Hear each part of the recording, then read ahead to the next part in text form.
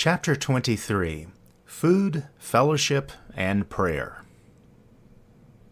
And they continued steadfastly in the apostles' doctrine and fellowship, in the breaking of bread, and in prayers. Acts 2:42. Here we read in the book of Acts 4 things that the first Christians held onto tightly. In this chapter of this book, we will look at the apostles' teachings. We read that the gatherings were something they held onto steadfastly.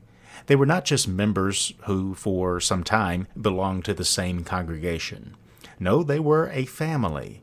They gathered together daily, and they would sell their possessions in order to help each other when needed. And sold their possessions and goods, and divided them among all, as anyone had need. Acts 2:45. Fellowship is important. We all have need of friends and people who are close. A bigger church does not necessarily mean that you have more friends. Actually, it is usually harder to find close friends in a large fellowship. We greet each other in the meetings and we know each other's names, but the relationship often stays at that level. This is another reason why we need small gatherings where you can really get to know each other. Small gatherings are like small families. They not only met in their homes in those first fellowships, they also met in the city, specifically in the area around the temple, which was like a marketplace for them. In doing so, they would meet other brothers and sisters, and together they would share Jesus Christ with the people who came by, people who did not know him yet. They set examples there to new Christians and encouraged each other in practical ways. Just like we have a need for small gatherings, it is important that we also meet in larger gatherings so that we realize we are part of something bigger. It is a really good idea to have relationships with other fellowships so you can sometimes meet together as well. We read that God added daily those who were being saved. These new converts were primarily one in the temple place and then became part of the small gatherings. So continuing daily with one accord in the temple and breaking bread from house to house, they ate their food with gladness and simplicity of heart, praising God and having favor with all the people. And the Lord added to the church daily those who were being saved. Acts 2:46 through 47. Another thing that was a big part of the practice of the first fellowships was the breaking of bread. This breaking of bread was a part of the common mealtime where they ate together and had fun.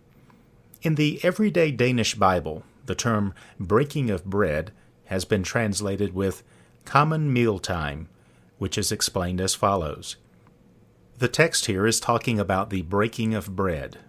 It was partly a course of the common mealtime amongst Christians in the home and partly a celebration of communion.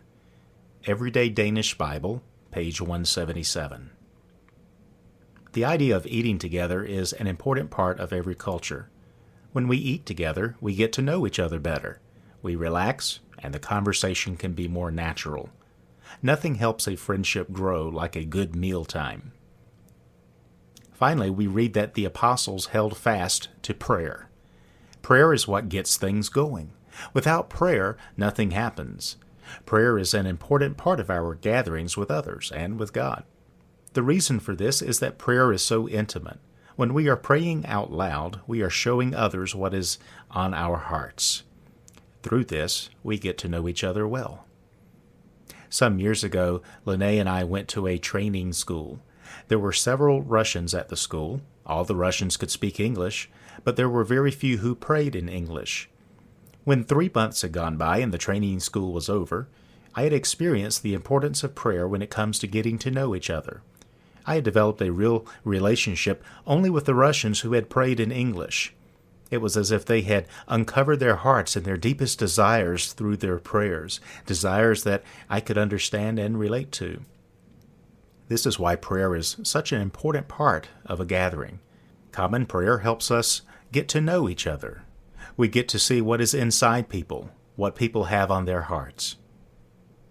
Prayer is also an important part of meeting with God. Prayer is not only us talking to God, but God talking to us. Prayer is always supposed to be a two-way communication. In prayer, we are talking with God, seeking Him, being still before Him, and He is talking to us. Prayer changes things. There will not be any awakening without prayer. Nothing changes without prayer. These three things, combined with the apostles' teaching, which we shall look at in the next chapter, were a big part of the first fellowship's practice. The fellowship was like a family. They ate together and shared communion, sought God together, and held fast to the teachings that the apostles came with. There was not any building, membership, or an organization that held them together. In this chapter, I have talked about the basic building blocks for small fellowships. Of course, there are more aspects involved, and each gathering will have its own identity and focus. In some gatherings, the focus might be more on evangelism, where others focus more on fellowship and seeking God. For this reason, the traveling ministries are very important to help the gatherings to develop all different aspects in order to be strong and balanced. Every single gathering should have a focus upward, inward, and outward, up to God, into each other, and out to other people. For this reason, God has given the fivefold ministry to travel around and equip the fellowships in these different aspects.